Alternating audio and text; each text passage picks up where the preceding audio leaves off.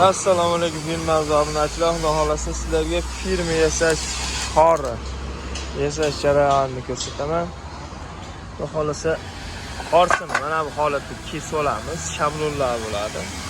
Stoykasi mana bu holatda kesiladi.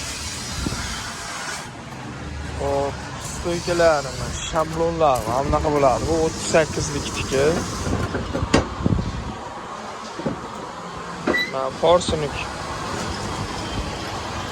Endi zakatobkalarni tayinlab olganimizdan keyin profillarni turlab olamiz. Nega qo'yib olamiz? Mana bu holatda.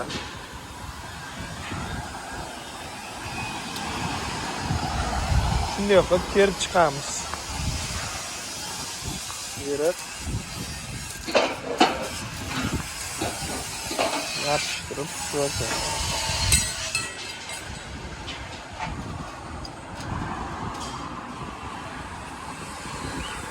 Bizning forslarni mana bu ko'rinishda ilib olamiz. Hop, ilib olganimizdan keyin sekin pishirishni davom ettiraveramiz. Ham ichidan svarka bo'ladi, tashidan. Bu faqat ilingan varianti, pishirilgan variantini ham hozir videoda ko'rsataman. Mana shu holatda sekin ilib pishiriladi.